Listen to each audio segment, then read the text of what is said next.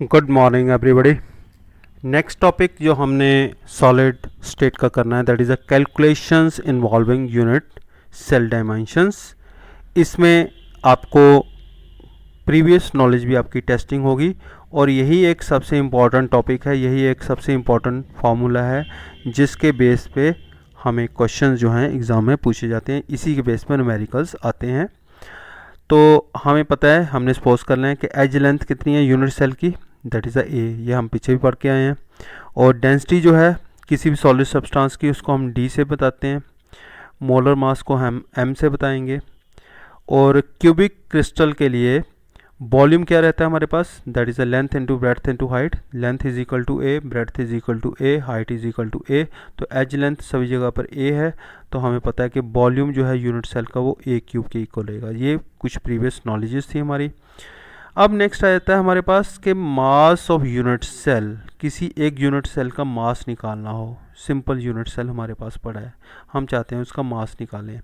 तो सिंपल सी बात है कि हमें ये पता करना पड़ेगा कि उसमें टोटल नंबर ऑफ जो एटम्स या पार्टिकल कितनी है और एक एटम का कितना मास है। राइट, एटम का मास हमें पहले दिया होता है, वो हमें पीरियोडिक टेबल से पता है, हम उसको ऑलरेडी लर्न कर चुके हैं, जहाँ that is given in the numerical. और number of atom in the unit cell ये हमें टॉपिक में पता है, हम इसको कर चुके हैं। मैंने आपको कैलकुलेट करना बताया था कि कैसे हमें number of atoms in a unit cell निकालते हैं। जो सिंपल क्यूबिक था उसमें एक होता है, जो बॉडी सेंटर्ड था उसमें दो होते हैं, और जो एफसीसी है उसमें चार एटम्स होते हैं। ये हमें क्लियर है। तो वही जो वैल्यू है कि एक एटम, जो एक यूनिट सेल में कितने एटम्स होते हैं उसको हम शो करते हैं जेड से, और एक एटम का मास आ गया एम से। तो जेड आपको क्लियर हो गया, राइट। तो ये कितने एटम्स हैं, तो एम जो है सिंगल सेल का, जो सिंगल हमारे पास एटम होगा उसका मास रहेगा।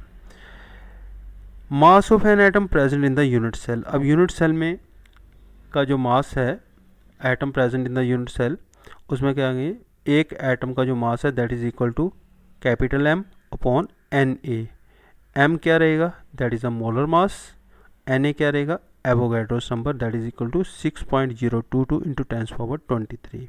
ये वैल्यू हम जब न्यूमेरिकल करेंगे उसमें सॉल्व करेंगे। तो डेंसिटी किसकी इक्वल होती है, डेंसिटी हमें पता है, density is equal to mass upon volume. ये तो फार्मूला अंडरस्टूड है हमें। तो मास यहाँ पर किसका लेना है, mass of the unit cell और volume of the unit cell. Volume किसके इक्वल है, ए क्यूब के equal. Mass of the unit cell का हमने फार्मूला क्या लिया, mass of the unit cell जो होगा उसके लिए हमने लिखना है, ये देखिए ये आ गया हमारे पास, mass of the unit cell का फार्मूला हमने निकाला था z इंटू एम।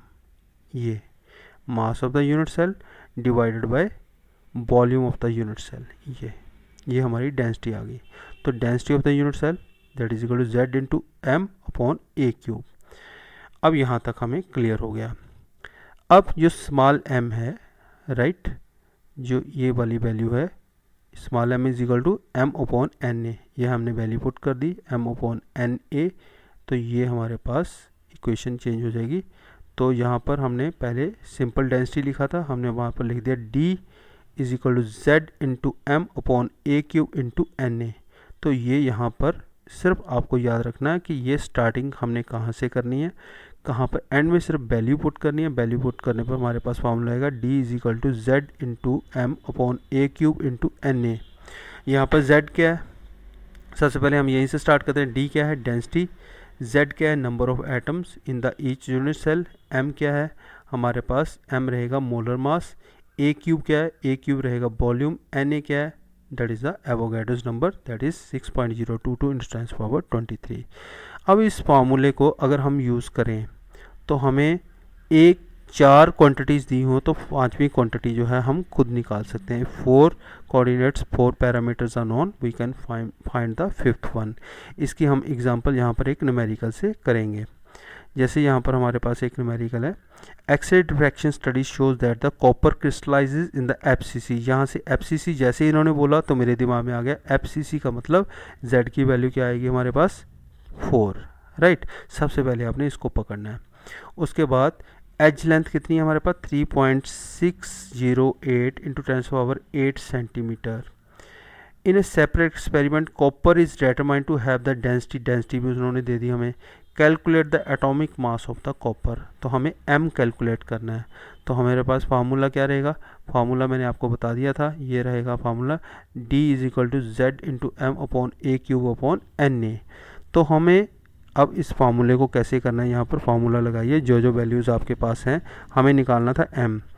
तो डेंसिटी जो है वो दे रखी है, that is 8.92 gram centimetre cube, okay.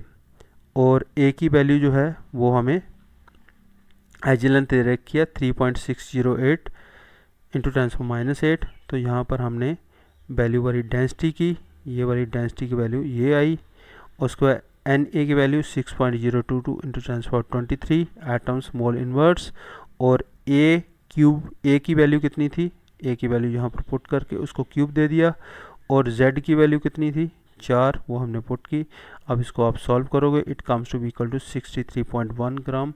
तो ये किसका मास होता है, ये कॉपर का मास होता है। तो हमने फाइंड आउट कर लिया कि ये एलिमेंट क्या है, कॉपर है, और कॉपर का मास जो है हमने फाइंड आउट कर लिया। अगर पहले पता हो तो हम इसको सॉल्व करने की बजाय सीधा मास भी लगा सकते हैं, ये एक ट्रिक है।